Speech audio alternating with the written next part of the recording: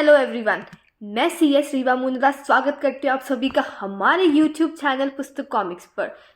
In this particular video we will talk about how to solve business studies case study class 12। अब क्या होता है, जब अपन case study solve करते हैं ना तो बहुत कन्फ्यूजन होता है, समझ में नहीं आता आंसर क्या होगा। कभी लगता है इसका आंसर प्लानिंग होगा तो नहीं नहीं नहीं, कभी लगता है ऑर्गेनाइजिंग होगा, फिर स्टाफिंग डायरेक्टिंग कंट्रोलिंग भी हो सकता है। तो इसको इजी बनाने के लिए मैं लेके आई हूँ आपके लिए टोटल 4 रूल्स, जिससे आपके केस स्टडी के आंसर्स आने के चांसेस जो हैं वो सबसे ज़्यादा बढ़ जाएंगे। तो बढ़ते हैं अपन rules to solve case study. अब rule number 1, read the question first and then read the paragraph. जब आप केस स्टडी सॉल्व करो तो पहले क्वेश्चन पढ़ो, नीचे जो क्वेश्चंस दिए होते हैं कि केस स्टडी आपसे चाहती क्या है। कई बार ये होता है इस क्वेश्चन में आंसर होता है, for example highlight the characteristics of management और highlight the functions of planning. तो अब ये तो क्लियर हो गया ना माइंड में कि ढूंढना क्या है उस केस स्टडी के अंदर, कैरेक्टरिस्टिक्स ऑफ मैनेजमेंट या फंक्शंस ऑफ प्लानिंग। क्लियर है ये चीज। अब बढ़ते हैं रूल नंबर 2। तो रूल नंबर 2 आपके पास है, after reading the questions start reading the case study and mark the keywords.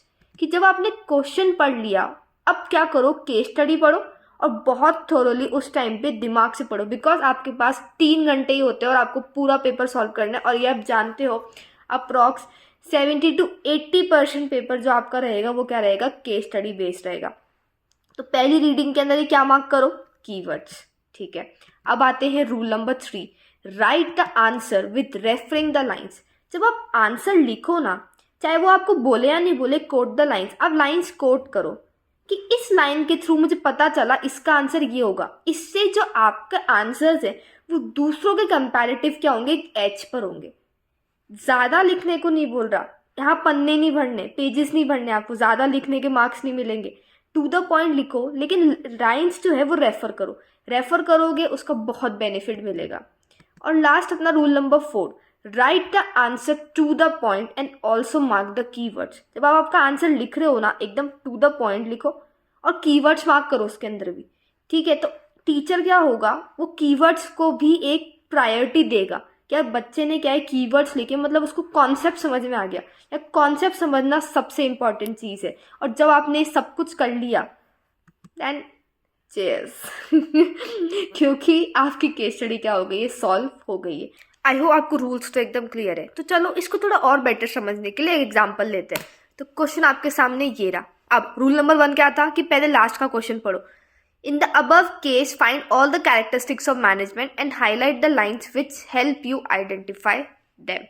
तो चलो आते हैं अब रूल नंबर 2 पे कि केस स्टडी बहुत ढंग से पढ़ते और कीवर्ड्स मार्क करते हैं। Radio XYZ Limited is a company which has improved its functioning by proper management. The company has been good in fixing and completing targets. The main reason for its success has been the involvement of all employees. अब पहले आओ इस line पे। The company has been good in fixing and completing targets. मतलब company अपने targets fix करती है और कंप्लीट भी करती है। मतलब इससे क्या प्रूव होता है, management is a goal oriented process, कि अपने गोल्स को पहले से ही फिक्स कर लेते हैं। नेक्स्ट देखो, इन्वॉल्वमेंट ऑफ ऑल एम्प्लॉयज। तो इन्वॉल्वमेंट ऑफ ऑल एम्प्लॉयज मतलब ये ग्रुप में एक साथ एकजुट कर काम करते हैं, हम साथ साथ है टाइप्स।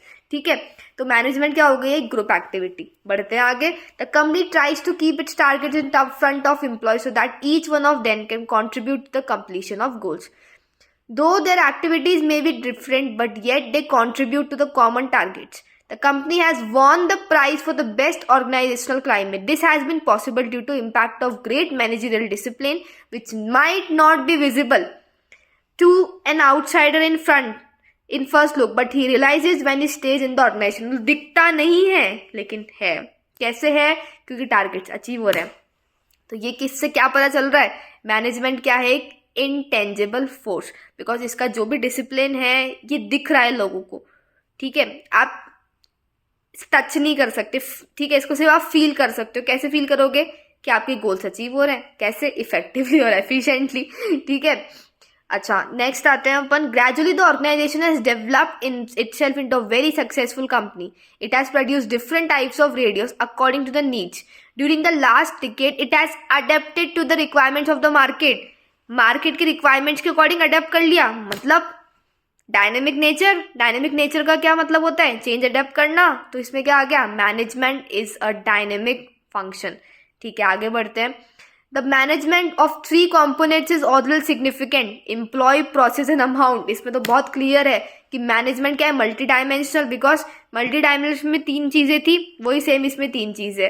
ठीक है, तो इसमें अपने 3 कंपोनेंट्स कवर हो गए। तो आपके सामने ये आ गया कि इस पूरी लाइन से ये प्रूफ हो रहा है कि मैनेजमेंट क्या है? एक मल्टी डायमेंशनल है। Recently, a meeting was held which laid stress on the need of taking good management to all levels. देखो, एक पॉइंट पढ़ा था, ऑल परवेसिव। ऑल परवेसिव का मतलब क्या होता है? At all levels. I hope अब आपको ये केस स्टडी समझ में आई है और समझ में आया थोड़ा बहुत कि केस स्टडी कैसे आप आसान तरीके से सॉल्व कर सकते हैं। In case of any other doubt feel free to contact us. Contact details मैंने कमेंट सेक्शन में शेयर कर दी है। Thank you so much for watching this video. I hope ये आपको हेल्प करेगा आपके बोर्ड एग्जाम्स देने में। टिल देन, अगर आपको वीडियो पसंद आया है तो वीडियो को लाइक करो, शेयर करो और चैनल को सब्सक्राइब करो। Bye everyone, have a nice day.